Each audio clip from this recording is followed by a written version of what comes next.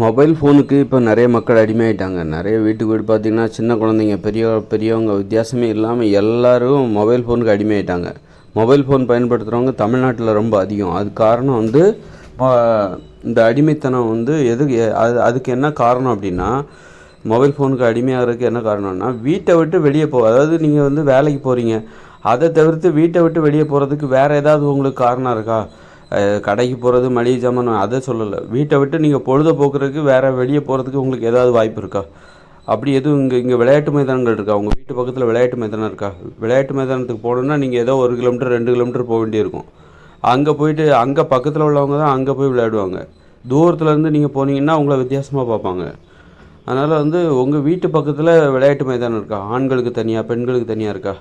இதில் பெண்களுக்கு அப்படி விளையாட்டு மைதானம் இருந்தாலுமே அங்கே வந்து பெண்கள் வர மாட்டாங்க. ஏன்னா பெண்களுக்கு தனியாக விளையாட்டு மைதானம் இருந்தால் தான் பெண்கள் வருவாங்க. ஆண்களுக்கு தனியாக விளையாட்டு மைதானம் இருக்கணும். அது வீட்டு பக்கத்துலேயே இருக்கணும். சும்மா அப்போ தான் வீட்டை விட்டு வெளியே போகணும் அப்படிங்கிற எண்ணம் வரும். அதாவது வேலைக்கு போகாமல் வேலைக்கு போகாத நாட்கள், லீவு நாட்கள், அது மாதிரி பள்ளிக்கூடத்துக்கு போகாத நாட்கள், கல்லூரிக்கு போகாத நாட்கள், விடுமுறை நாட்களில் நீங்கள் வீட்டை விட்டு வெளியே போகணும் பொழுதுபோக்கிற்காக. அதற்கு இங்கே ஏதாவது வாய்ப்பு இருக்கா? கிடையாது. ஏதாவது விளையாட்டு மைதானம் இருக்கா? எல்லோரும் விளையாண்டா எவ்வளோ மகிழ்ச்சியாக இருக்கும். உங்கள் வீட்டு பக்கத்துலேயே இருக்கணும். உங்கள் வீட்டு பக்கத்தில் உள்ளவங்களும் அந்த மைதானத்தில் வந்து விளையாடணும். அப்படி தான் உங்களுக்கு வீட்டு பக்கத்தில் உள்ளவங்களுக்கும் உங்களுக்கும் ஒரு உறவுமுறை ஏற்படும், நட்பு ஏற்படும். அந்த மாதிரி இங்கே ஒரு வாய்ப்பே கிடையாது. இப்போ உங்கள் வீட்டு பக்கத்தில் உள்ளவங்ககிட்ட நீங்கள் பேசுகிறது கிடையாது. காரணம் என்னென்னா, அவங்களும் நீங்களும் சந்தித்து பேசுவதற்கான வாய்ப்பு, சூழல் அப்படி இங்கே அமையவே இல்லை. அவர் ஒரு இடத்துல வேலை பார்ப்பார், நீங்கள் ஒரு இடத்துல வேலை பார்ப்பீங்க. இப்படி இருக்கும்போது நீங்கள் 2 பேரும் பக்கத்து வீட்டரோட உறவு, அண்டை வீட்டாரோட ஒரு உறவு முறைங்கிறது, நட்பு முறைங்கிறது எப்படி ஏற்படும் அப்படின்னா, ஒரு விளையாடும் போது ஏற்படும். அப்போ வீட்டுக்கு பக்கத்துலேயே விளையாட்டு மைதானம் இருக்கணும். நிறைய பேர் மொபைல் ஃபோனில், லீவு நாளாக இருந்தால் மொபைல் ஃபோன் தான். மொபைல் ஃபோனில் பொழுதுபோக்குறாங்க, படுத்துக்கிட்டே பொழுதுபோக்குறாங்க. எவ்வளோ பாவகரமான ஒரு பரிதாபத்திற்குரிய நிலை பாருங்கள். எவ்வளோ பெரிய இது, ரொம்ப கொடுமை. இது ஏதோ வந்து நம்ம ஏதோ முன்னேறிட்டோம், மொபைல் ஃபோனில் பார்த்து சிரிச்சிக்கிட்டு இருக்கோம். மொபைல் ஃபோனை பார்த்துட்டு சிரிச்சிக்கிட்டு இருக்கிறோம். மொபைல் ஃபோனில் விளையாட்டை பார்த்துட்ருக்கோம். மொபைல் ஃபோனில் பாட்டை கேட்டுட்ருக்கோம். படுத்துக்கிட்டே அப்படியே தூக்கம் வருது, டயர்டாகிடுது, மூளை சோர்வாகிடுது. அப்புறம் தூங்குகிறோம். அப்புறம் திரும்பவும் வந்து முழிக்கிறோம், திரும்பவும் மொபைல் ஃபோன் எடுக்கிறோம். இப்படி யாரோ நம்மளை வச்சு சம்பாதிச்சிக்கிட்டு இருக்காங்க இந்த மொபைல் ஃபோன்காரங்க, அல்லது அதில் வர்ற விஷயங்கள் அதை வச்சு. அப்போ யாரோ நம்மளை வச்சு அந்த அளவுக்கு ஒரு பரிதாபத்திற்குரிய நிலை. நம்மளால் முடியும், விளையாட்டு மைதானங்களை உருவாக்க முடியாதா? வீட்டை விட்டு வெளியே நம்மளை இழுத்துக்கிட்டு போகணும். அந்த அளவுக்கு வீட்டுக்கு வெளியில் விஷயங்கள் நிறைய இருக்கணும். பக்கத்தில் இருக்கிற ஏரியை வந்து அழகுபடுத்துங்க. பக்கத்தில் உள்ள ஏரியில் வந்து கரைகளை ஏற்படுத்தி அதில் நடைபாதைகளை உருவாக்குங்க. நடைபாதைகளை வந்து உருவாக்கி அதில் நடந்து போகிற மாதிரி சூப்பரான ஒரு நடைபாதை, அங்கே இருக்கைகள் அமைங்க. அந்த நடைபாதையில் இருவழிப்பாதை, போகிறதுக்கும் வர்றதுக்கும் ஒரு வட்டமான ஒரு ஏரி, அதை ஒரு ரவுண்ட் சுற்றி வரணும். ஒரு 2 கிலோமீட்டர்னு வச்சுக்கோங்க. ஒரு ஏரியை சுற்றி வந்தால் 2 கிலோமீட்டர். காலையில் நினச்சோன்னே வாக்கிங் போகலான்னு அவங்களுக்கு ஆசையாக இருக்கும். அப்போ அது வந்து அழகாக கொடுக்கணும். அங்கே அழகாக கொடுத்து யார்கிட்டையாவது அழகாக கொடுத்து அதுக்கு ஒரு வசூல் கூட பண்ணலாம். என்னென்னா வசூல்னால், ஒரு நாளைக்கு ₹1, வருஷத்துக்கு இவ்வளோ அப்படின்னு சொல்லிட்டு நீங்கள் கொடுத்துட்டு நீங்கள் பயன்படுத்திக்கோங்க. எத்தனை வேணாலும் எவ்வளோ வேணாலும் பயன்படுத்திக்கோங்க அப்படின்ற மாதிரி அதற்கான செலவினங்களை நீங்கள் ஈடுகட்டலாம். அந்த மாதிரியா நீங்கள் பயன்படுத்தலாம். அதை அழகாக விட்டுட்டு ஒவ்வொரு ஏரியாவும் ஏதாவது ஒரு தனியார் நிறுவனத்தில் விட்டு அதை அழகுபடுத்துங்க. ஆனால் தண்ணிக்கெல்லாம் நீங்கள் சொந்தம் கொண்டாடக்கூடாது. உள்ளுக்குள்ளே ஏதாவது படகுகளை விடுங்க, அல்லது கவர்மெண்ட்டே அதை பண்ணுங்கள். அதுக்குன்னு ஒரு துறையை ஏற்படுத்துங்க. அதுக்கு ஏதாவது கட்டணம் கூட வசூலிச்சிக்கோங்க. அந்த மாதிரி கட்டணம் இல்லை, இலவசமாக கூட கொடுங்க, கட்டணம் இல்லாமல் கூட கொடுங்க. இந்த மாதிரி வீட்டுக்கு வெளியில் மக்களை இழுத்து கொண்டு வெளியே வரணும். ஒரு பூங்கா இருக்குதா? வீட்டுக்கு வெளியில் ஒரு பூங்கா ஏதாவது பூங்கா, உட்காந்து பேசுகிற மாதிரி நிறைய இருக்கணும். பூங்கான்னா நிறைய இருக்கணும். சின்ன சின்ன இடைவெளியில் கூட ஒரு பூங்கா கிடக்காம அவங்க ஒரு சின்ன இடைவெளி, வீட்டுக்கு இடையில் சின்ன இடைவெளி, புறம்போக்கு நிலம் நிறைய இருக்கும், அரசு நிலம் நிறைய இருக்கும். அதில் வந்து சின்ன மைதானம், ஒரு விளையாட்டு மைதானம், உட்காந்து செஸ் விளையாடுற மாதிரியான ஒரு தோற்றம், ஒரு சதுரங்க போட்டி, சதுரங்க விளையாட்டை விளையாடுற மாதிரி, அதற்கேற்ற அதை பார்த்தா அங்கே விளையாடணும்னு தோணணும். வீட்டுக்கு வெளியில் மக்களை கூட்டுவாங்க. ஒரு கேரம் போர்டு விளையாடுற மாதிரி ஒரு சின்ன இடம் போதுமே. கேரம் போர்டு விளையாடுறதுக்கு சின்ன இடம், அது மாதிரி 2-3 இடம், ஒவ்வொரு எங்கெங்கெல்லாம் இடம் கிடக்குதோ பொழுதுபோக்கு. அதாவது மக்களை வந்து வெளியே எடுத்துகிட்டு வரணும். அவங்க வீட்டுக்குள்ளே முடக்கக்கூடாது. ஓய்வெடுக்கிறதுக்காக தான் வீட்டுக்குள்ளே போகணும். இன்றைக்கி வீட்டுக்குள்ளே வாழ்ந்துக்கிட்டு இருக்காங்க. வீட்டுக்குள்ளே ஒரு உலகத்தை உருவாக்கணும்னு அவங்க கற்பனை செய்கிறாங்க. அதை வாங்கணும், இந்த வாங்கணும், பெரிய டிவி வாங்கணும். வாங்கலாம், அது தப்பு கிடையாது, வாங்கட்டும். அது இந்த காலத்தில் தான் கிடைக்கும். இந்த 50 வருஷத்தில் தான் இந்த டிவி எல்லாம் கிடைக்கும். அதையும் நம்ம பார்க்கணும் தான். அதுக்காக நம்ம கால்களுக்கு வேலை வேண்டாமா? நம்ம விளையாட வேண்டாமா? விளையாடினா எவ்வளோ சந்தோஷமாக இருக்கும். ஆடல் பாடல் அதற்கு ஏற்பாடு வேண்டாமா? இங்கே கலைகளை கற்றுக்கொள்வதற்கான ஒரு இடம், கலை கூடங்கள், கலை பூங்காக்கள், கட்டணம் இல்லாமல் கலைகளை வந்து கற்றுக்கொண்டு அதை வெளிப்படுத்துகிற ஒரு கண்காட்சி கூடங்கள், அப்படியெல்லாம் வேண்டாமா? அதற்கான ஏற்பாடுகள் செய்ய வேண்டாமா? கவிதை நூல்கள், வருஷத்துக்கு ஒரு புத்தகத்தை ஒருத்தர் வெளியிடணும். அது கவிதை நூலாக இருக்கணும். ஒவ்வொருத்தரும் ஒரு 10 வயசுக்கு மேலே வந்துருச்சுன்னா ஒவ்வொருத்தரும், அதில் எத்தனை வயசு கீழே இருந்தாலும் சரி, அவங்க எத்தனை வயசு வித்தியாசமே இல்லாமல் 4 வயசில் நீங்கள் புத்தகம் போட முடிஞ்சால் கூட போடுங்க. கவிதை எழுதுங்க, ஓவியம் வரைஞ்சி அதை புகைப்படமாக எடுத்து அதை புத்தகமாக வெளியிடுங்க. கட்டுரைகள் எழுதுங்க, அறிவியல் கட்டுரை எழுதுங்க. இப்படி வருடத்திற்கு ஒரு புத்தகத்தை கண்டிப்பாக வெளியிட்டே ஆகணும் ஒவ்வொருத்தரும் அப்படின்னு ஒரு சட்டம் போடுங்க. அந்த புத்தகம் 50 பக்கம் இல்லைனா 100 பக்கம் இருக்கணும். அப்போ வந்து எல்லா மக்களும் படைப்பாளியாகவங்க. இந்த மாதிரி தொழில் அல்லாத வேறு நடைமுறைகளுக்கும் நீங்கள் அவங்களுக்கு முக்கியத்துவம் கொடுங்க. மக்கள் அதை கட்டாயப்படுத்துங்க. அதன் மூலமாக மட்டும்தான் மகிழ்ச்சியாக இருப்பார்கள். கவிதை, ஓவியம், நடனம், ஆடல், பாடல், விளையாட்டு, அதன் மூலமாக மட்டும்தான், இதன் மூலமாக மட்டும்தான். விளையாடலைன்னா நீ மகிழ்ச்சியாகவே இருக்க முடியாது. மக்கள் என்ன நினச்சிக்கிறாங்கன்னா, ஃப்ரிட்ஜ் வாங்கிட்டா மகிழ்ச்சி ஆகிடலாம், ஏசி வாங்கிட்டா மகிழ்ச்சி ஆகிடலாம், டிவி வாங்கிட்டா மகிழ்ச்சி ஆகிடலாம். விளையாட வேண்டிய அவசியம் இல்லை. விளையாடுறது மூலமாக அப்போது மக்கள் ஏமாற்றப்படுகிறார்கள். நீ டிவியில் தான் உனக்கு மகிழ்ச்சி இருக்குது, அதுக்கு எதுக்கு உனக்கு உடம்பு ஃபிட்னஸ், எதுக்கு உடற்பயிற்சி செய்கிற? டிவி பார்க்குறதுக்கு எதுக்கு உடற்பயிற்சி, எதுக்கு உடல் உறுதி, எதுக்கு ஆரோக்கியம்? நீ படுத்துக்கிட்டே நீ மகிழ்ச்சியாக இருக்கலாமே, படுத்துக்கிட்டே நீ மகிழ்ச்சியாக இருக்கலாமே அப்படின்ட்டு சொல்கிறாங்க. நீ சொகுசாக படுத்து கிடந்துக்கோ, மகிழ்ச்சியாக இருக்கலாம். எதுக்காக கஷ்டப்படுற? ஈஸியாக மகிழ்ச்சியாக இருப்பதற்கு நான் வழியை சொல்கிறேன் அப்படிங்கிற மாதிரி இந்த இயந்திர அறிவியல் உலகம். வியாபாரிகள் வந்து மக்களை வந்து எந்த அளவுக்கு ஏமாற்றி சுரண்டுறாங்க பாருங்கள். வியாபாரிகளும் ஏமாந்து தான் போகிறாங்க, அவங்களும் ஏமாந்து தான் போகிறாங்க. அவங்களும் விளையாடுறாங்களா இல்லை மகிழ்ச்சியாக இருக்காங்களா? அதுவும் கிடையாது. பணத்தை சம்பாதிச்சிட்டா மகிழ்ச்சி. அப்புறம் எங்கேயாவது சுற்றுலா, என்னைக்காவது ஒரு நாள் தான் அதுவும் போகிறாங்க. அது கூட முக்கியம். அதாவது போகிறாங்களா, அதுவாவது நடக்கணும், போகணும், அலைச்சல், அதுலேயாவது உடல் உழைப்பு இருக்குது. அது ரொம்ப நல்ல விஷயந்தான். அது இந்த காலத்தில் தான் போக முடியும். இந்த காலத்தில் தான் சுற்றுலா போக முடியும். அது நல்ல விஷயந்தான். அது கூட மக்கள் போக மாட்டேங்கிறாங்க. மொபைல் ஃபோனில் போயிட்டாங்கன்னா அது கூட சோம்பேறித்தனமாயிடும். சுற்றுலா போனால் கூட அங்கேயும் மொபைல் ஃபோன் தான் பார்த்துட்டு இருப்பாங்க. அந்த மாதிரி மொபைல் ஃபோன் அடிக்ஷனை வந்து தவிர்க்கணும். டிவி இதுக்கெல்லாம் ஒரு கட்டுப்பாடு விதிக்கணும். மாலை 6 மணிக்கு மேலே தான் மொபைல் ஃபோன்லாம் வந்து இந்த ஃபேஸ்புக், யூடியூப் எல்லாமே வந்து சமூக வலைதள ஊடகங்கள்லாம் வந்து செயல்படணும். மாலை 6 மணிக்கு மேலே தான் அந்த மாதிரி அல்லது மத்தியானம் 2 மணிக்கு மேலே தான் அந்த மாதிரி ஏதாவது அதுக்கு ஒரு கட்டுப்பாடு விதிங்க. காலங்காத்தாலே அதில் போய் முழிச்சிக்கிட்டு இருக்கிற மாதிரி டிவிக்கெல்லாம் கட்டுப்பாடு வைக்கணும். அதுக்கெல்லாம் காலையில் வந்து இப்போ மத்தியானம் 2 மணிக்கு மேலே தான் டிவி ஒளிபரப்பு செய்யப்படும் அப்படின்ட்டு ஒரு கட்டுப்பாடு. எஃப்எம் எல்லாத்துக்குமே, எஃப்எம் ரேடியோ எல்லாத்துக்குமே. செய்தி மட்டும் அதுக்கு காலையில் 1 மணி நேரம் அப்படின்னு சொல்லிட்டு அதுக்கு ஒரு அனுமதி, செய்தி சேனலுக்கு மட்டும். இந்த மாதிரியெல்லாம் கட்டுப்பாடு வச்சா தான் மக்களை வீட்டை விட்டு வெளியே கொண்டு வர முடியும். நீங்கள் மொபைல் ஃபோனையும் கையில் கொடுத்துட்டு, டிவி எல்லாத்தையும் கையில் கொடுத்துட்டு, நீங்கள் அதுக்கு அந்த ஒளிபரப்புக்கு எந்த தடையும் இல்லாமல் நீங்கள் எப்போ வேணாலும் 24 மணி நேரமும் அதை நீங்கள் பார்க்கலாம், மொபைல் ஃபோன் பார்க்கலாம், சமூக வலைதள ஊடகங்களை பார்க்கலான்னு சொல்லிட்டு அனுமதிச்சுட்டு, வீட்டுக்கு பக்கத்தில் நீங்கள் நிறைய விளையாட்டு மைதானங்களை உருவாக்குனாலும் மக்கள் வெளியில் வர மாட்டாங்க. மொபைல் ஃபோனுங்கிறது அந்த அளவுக்கு அடிமைத்தனமானது, அடிமைப்படுத்தக்கூடியது, உங்களை முடக்கி போடக்கூடியது, சோம்பேறிகளாக்கக்கூடியது. உங்களுக்கு விளையாடுவதற்கான எல்லா வசதிகளும் கொடுத்தா கூட நீங்கள் மொபைல் ஃபோனையும் கையில் கொடுத்துட்டிங்கன்னா அவங்க விளையாட போக மாட்டாங்க. மொபைல் ஃபோன், டிவி இதெல்லாம் வச்சுட்டாக்கா விளையாட போக மாட்டாங்க. அதனால் அந்த மொபைல் ஃபோனுக்கும் டிவிக்கும் நம்ம கட்டுப்பாடு விதிக்கணும். கட்டுப்பாடு வச்சு மத்தியானம் 2 மணிக்கு மேலே தான் அதை ஒளிபரப்பு செய்யணும், அல்லது மாலை 5 மணிக்கு மேலே தான் ஒளிபரப்பு செய்யணும். அந்த மாதிரி கட்டுப்பாடு விதித்தா மட்டும்தான் மக்கள் விளையாடுவாங்க, ஓடுவாங்க, நடப்பாங்க, சுற்றி பார்ப்பாங்க. வீட்டு பக்கத்தில் உள்ள இடங்களில் சுற்றுலாத்தலமாக மாற்றணும். சுற்றுலாத்தலங்கிறது எங்கேயோ பணம் செலவழித்து போகிற இடம் மாதிரி நினைக்கக்கூடாது. வீட்டுக்கு பக்கத்துலேயே நிறைய குளங்கள் இருக்கும். ஒரு கோயிலை சுற்றி ஒரு குளம் இருக்கும். அந்த குளத்தை ஒரு சுற்றுலாத்தலமாக மாற்றணும். அந்த குளத்தை சுற்றி வரணும். அதுக்குள்ளே 2 படகுகளை விடுங்க, போட்டை விடுங்க, போயிட்டு வரட்டும்.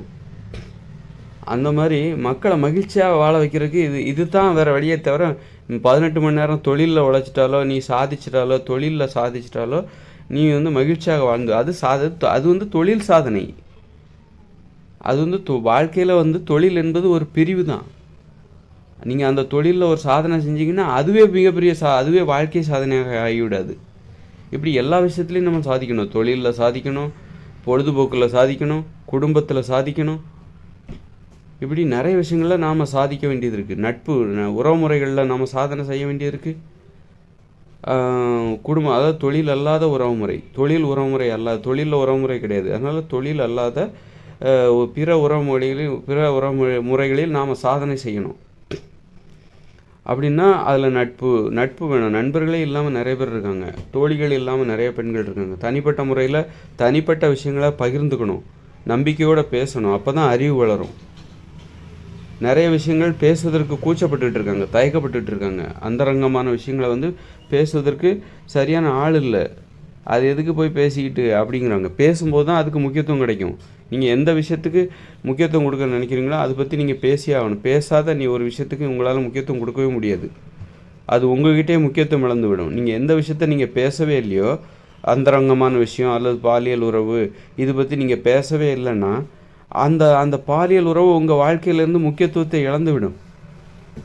அந்த பாலியல் உறவில் நீங்கள் தோற்று போயிடுவீங்க. நீங்கள் வெற்றி பெறணும் அப்படின்னா எந்தெந்த விஷயத்துலலாம் வெற்றி பெறணும் அப்போ எல்லாத்தையும் நீங்கள் அதை பற்றியெல்லாம் நீங்கள் பேசித்தான் ஆகணும்.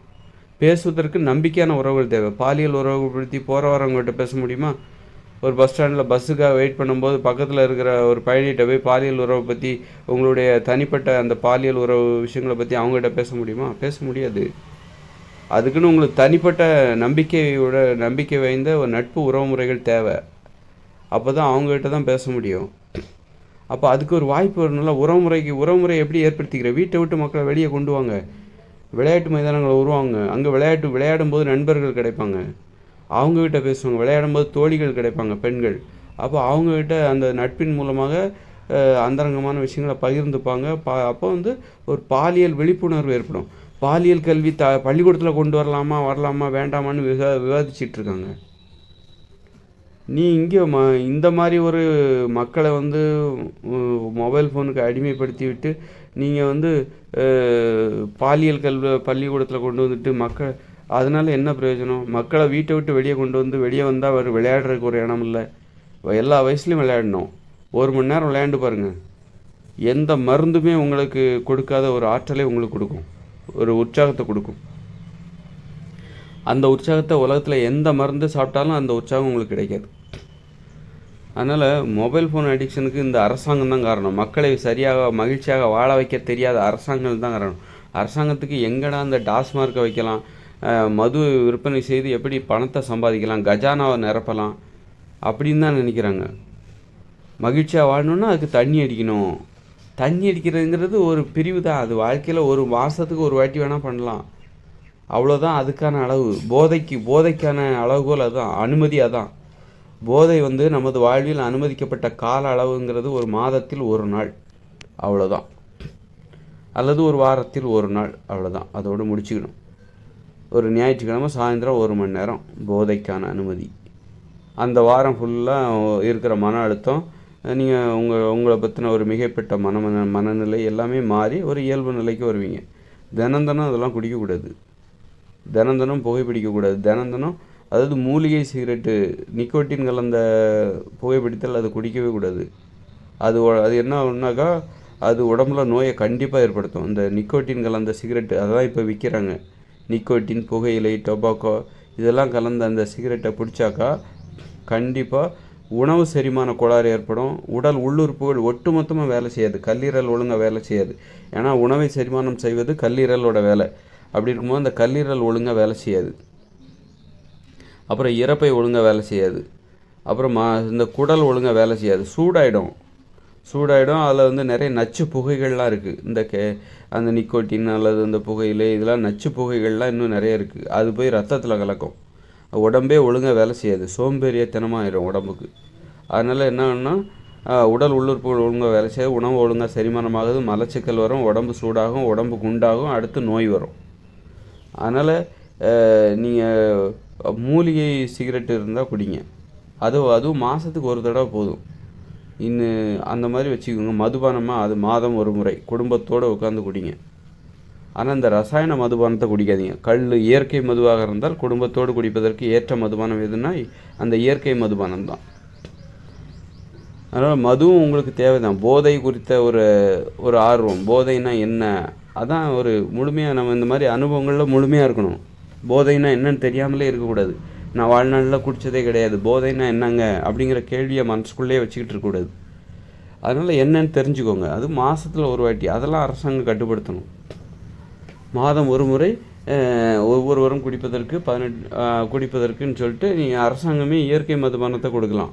ஒயின் எல்லா நாளும் கல் கிடைக்காது. அதனால் திராட்சை ரசத்தினால் செய்யப்பட்ட ஒயின், அந்த மாதிரி பல ரசத்தினால் செய்யப்பட்ட மதுபானம் எதாக இருந்தால் இயற்கை மதுபானம், அதை ஒரு ரேஷன் கடை மூலமாக ஒவ்வொருத்தருக்கான மதுபானம், இது உனக்கான மதுபானம், இந்த மாதத்திற்கு உனக்கான மதுபானம் இந்தா பொடி அப்படின்னு சொல்லிட்டு நீங்கள் கொடுக்கலாம்.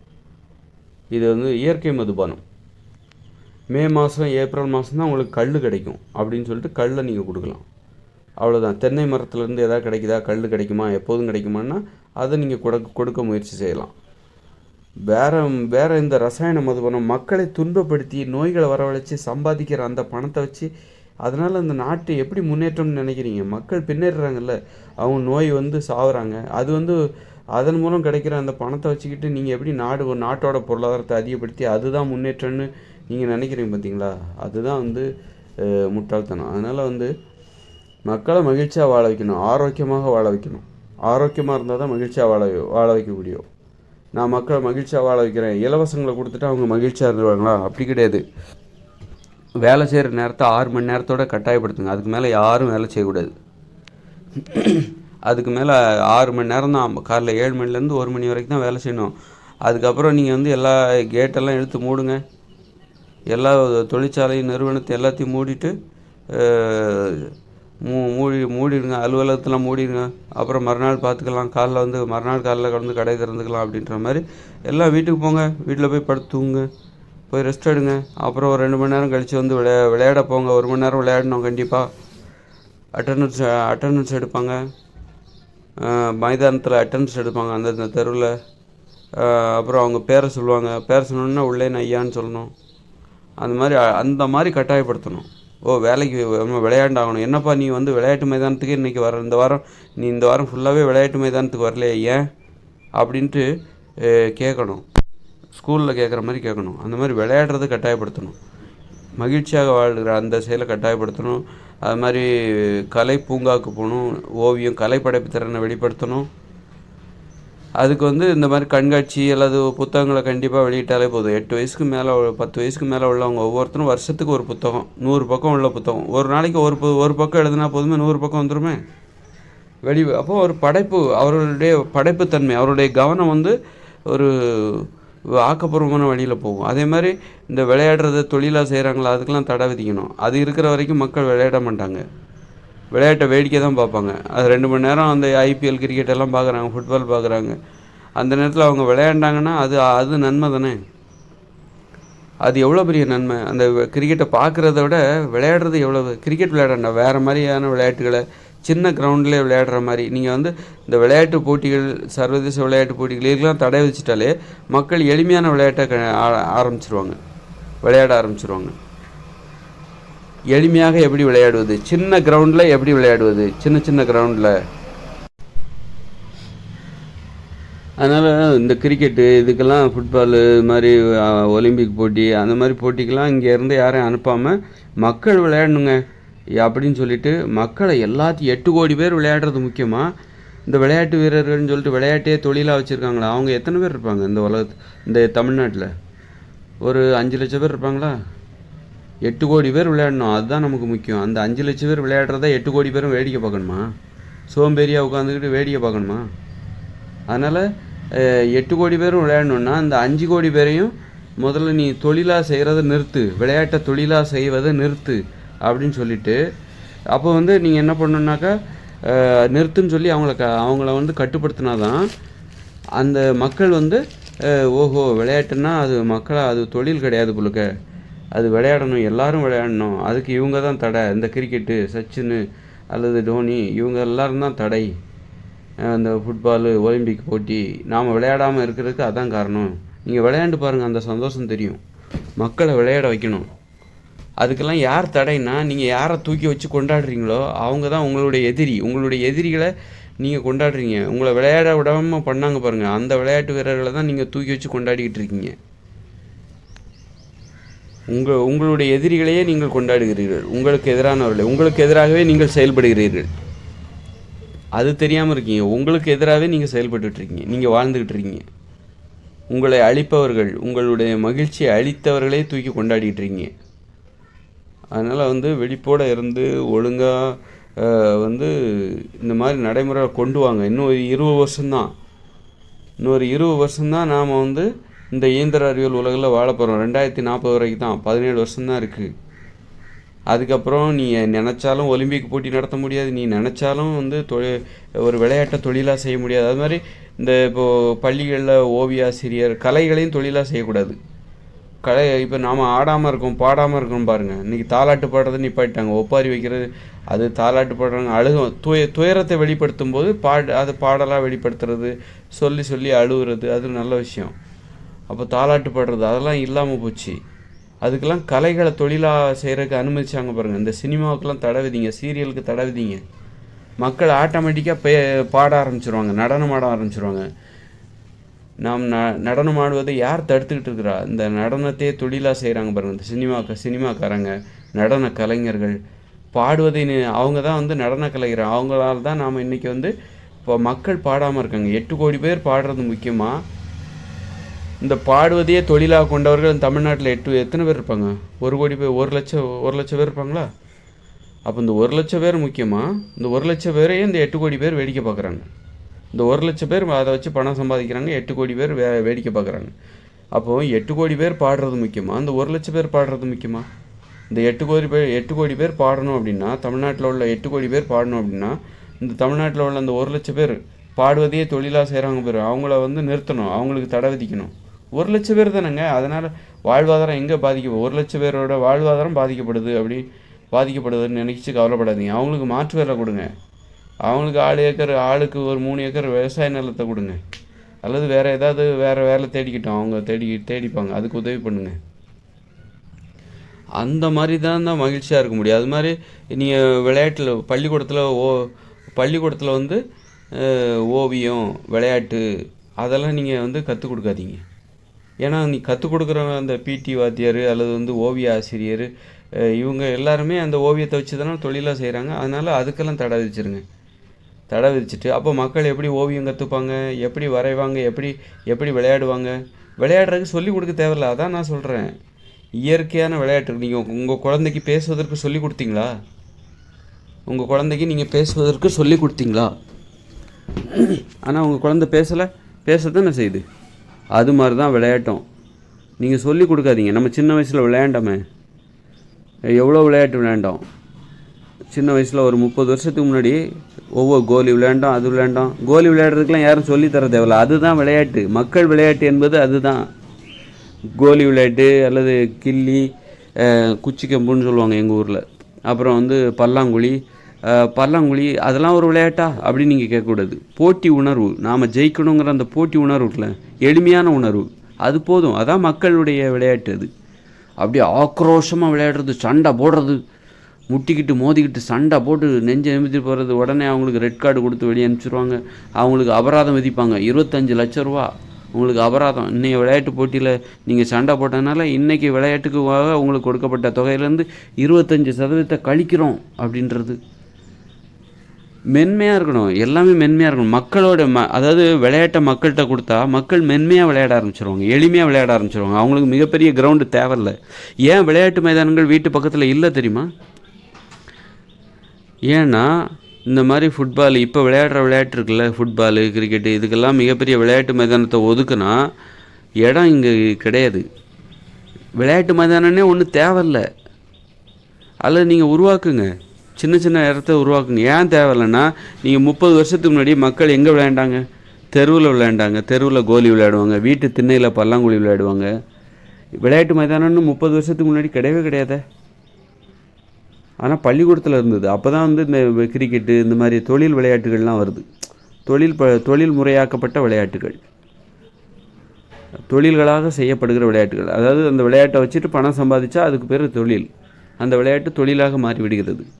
ஒரு ஓட்டப்பந்தய வீரர் அவர் வந்து ஸ்டேட் லெவல் பிளேயருங்க நான் அப்படின்னு சொல்லுவார்.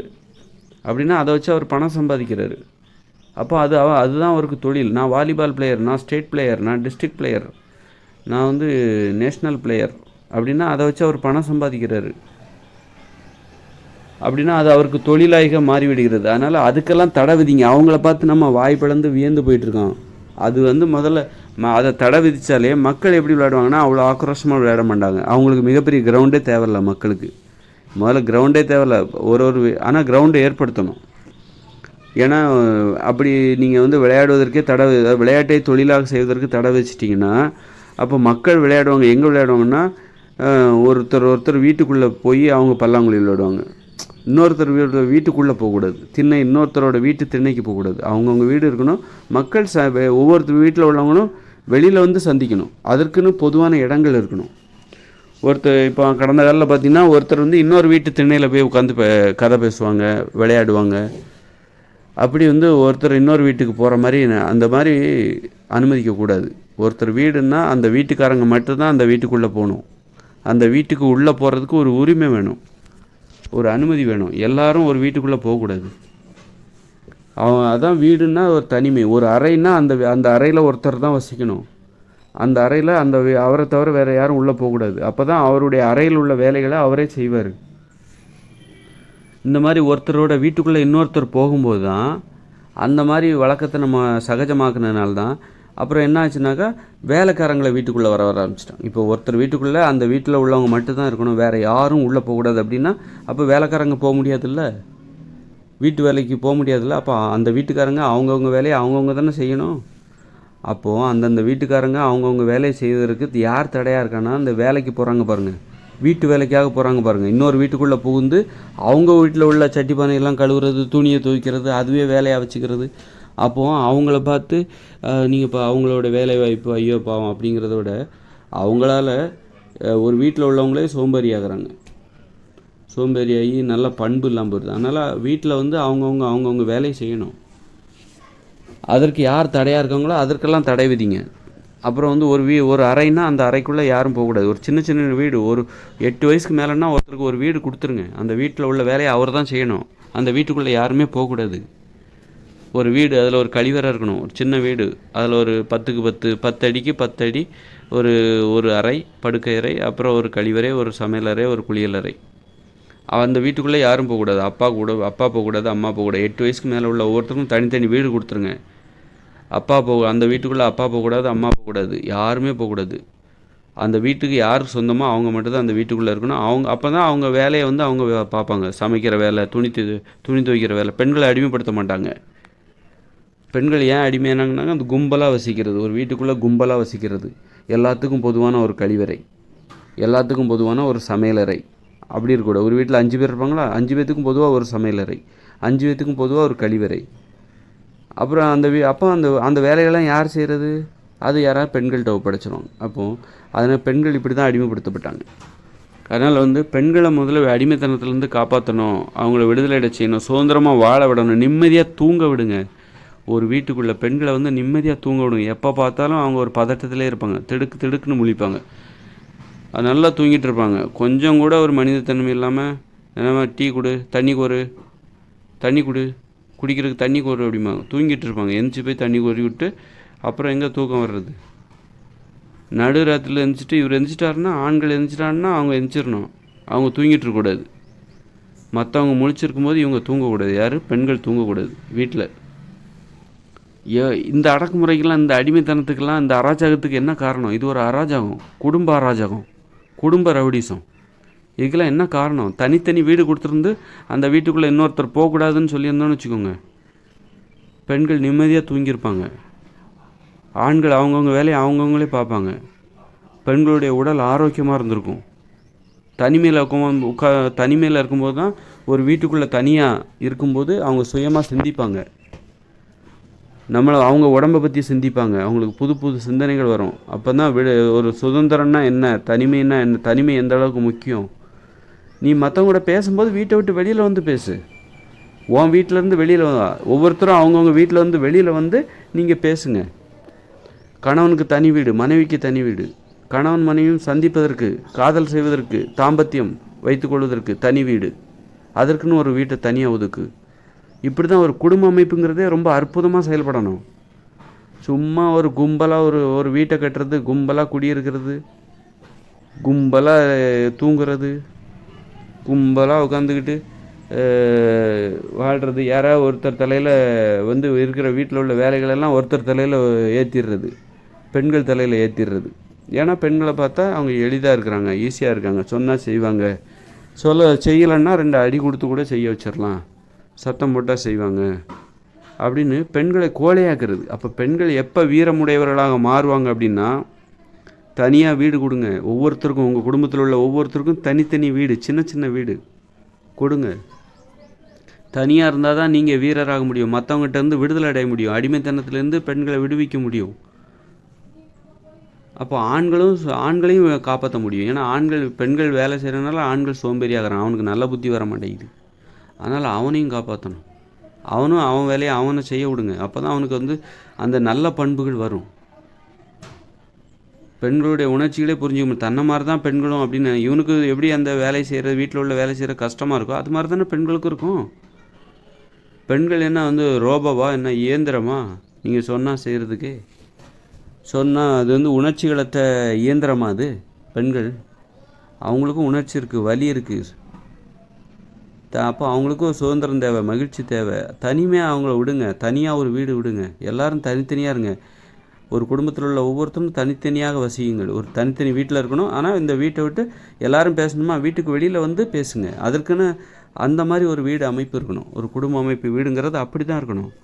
அப்போ அங்கே குடும்பத்தில் நடக்கிற வன்முறைகள், அராஜகங்கள், அட்டுழியங்கள், அநியாயங்கள் எல்லாமே நின்று போயிடும்.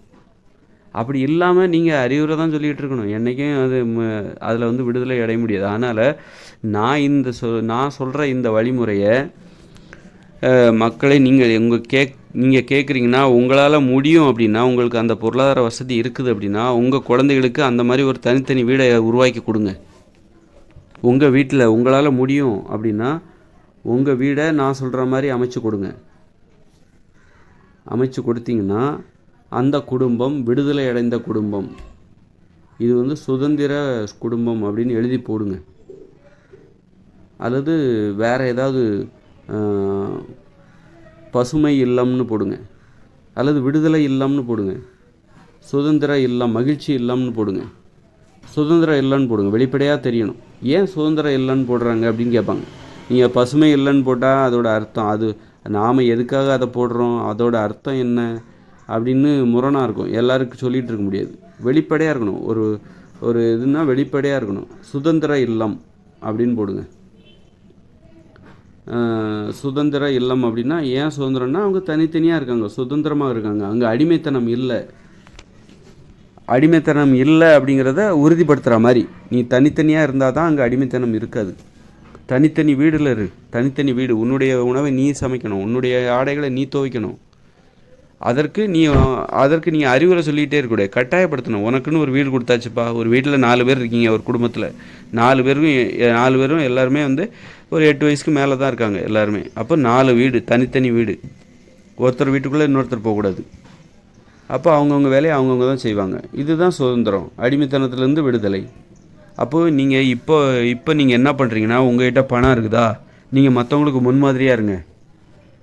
பணக்காரங்களாக இருக்கீங்களா, உங்கள் வீட்டை நீங்கள் வேறு மாதிரி வடிவமைங்க. ஏதாவது தேவையா, உங்களுக்கு எப்படி வடிவமைக்கணும்னு தேவையா, என்ன நீங்கள் தொடர்பு கொள்ளுங்கள், நான் உங்கள் வீட்டை நான் வடிவமைத்து தர்றேன், எப்படி இருக்கணும் அப்படின்னு சொல்லிட்டு நான் சொல்கிற மாதிரி நீங்கள் பண்ணுங்கள். பண்ணிட்டீங்கன்னா உங்கள் குடும்பம் மகிழ்ச்சியான குடும்பமாக மாறிவிடும். அந்த மாதிரி ஏதாவது விருந்தினர்கள் வந்தாங்கன்னாக்கா, கண்டிப்பாக இந்த உலகத்தில், இந்த வாழ்க்கையில் விருந்தினர்களை நம்ம வீட்டுக்கு வருவாங்க. அவங்கள எங்கே தங்க வைக்கிறது, விருந்தினர்களை எங்கே தங்க வைப்பது? அப்போ நீங்கள் விருந்தினர்களுக்குன்னு ஒரு இல்லம், விருந்தினர்கள் வந்தால் தங்க வைக்கிறது. இந்த காதல் வீடுன்னு ஒன்று இருக்குல்ல, இந்த தாம்பத்திய வீடு, அதை நம்ம இங்கே விருந்தினர் இல்லமாக வச்சுக்கலாம். விருந்தினர்கள் வந்தால் அவங்க என்ன 1 நாள் இருப்பாங்க, 2 நாள் இருப்பாங்க. அந்த நாளைக்கு மட்டும் அந்த விருந்தினர் தங்குறதுக்காக அந்த இல்லத்தை ஒதுக்கிற வேண்டியது. அப்புறம் அவங்க போயிடணும் அப்போ அவங்களுக்கே தெரியும் இது வந்து காதல் இல்லம், அதாவது தாம்பத்திய உறவு வைத்துக் கொள்வதற்கான வீடு, கணவன் மனைவியும், நம்ம இங்கே ரொம்ப நாள் தங்கக்கூடாது. அது அவங்களுக்கு அது மாதிரி இன்னொரு விதிமுறையும் போட்டுற வேண்டியதான். சொந்தக்காரங்க வீட்டுக்கு போனால் ரொம்ப நாளைக்கு தங்கக்கூடாது அப்படின்னு சொல்லிட்டு. அல்லது ஒரு குடும்ப அமைப்பு வீட்டில் விருந்தினர் இல்லம்ன்ட்டு ஒரு அறையை ஏற்படுத்துங்க, ஒரு வீட்டை கட்டுங்க, விருந்தினர் இல்லம் அப்படின்னு சொல்லிட்டு ஒரு வீட்டை சேர்த்துக்கோங்க. சேர்த்துட்டு அந்த இல்லத்தை சரி விருந்தினர்கள் என்றைக்காக ஒரு நாள் வருவாங்க, அதுக்காக ஒரு வீடா அப்படின்னு நீங்கள் கேட்கலாம். அதுக்காக மட்டும் இல்லாமல் நீங்கள் அங்கே ஒரு குடும்பத்தை நிர்வாகம், வேறு ஏதாவது குடும்பம் சம்மந்தமான உங்கள் குடும்பம் சம்மந்தமான வேறு நிர்வாகங்கள், அதுக்கு நிர்வாக அலுவலகமாகவும் நீங்கள் அதை பயன்படுத்திக்கலாம். அந்த மாதிரி ஒரு ஸ்டோர் ரூம், அதை பொதுவான விஷயங்கள் ஏதாவது இருந்தால் அங்கே பயன்படுத்திக்கலாம்.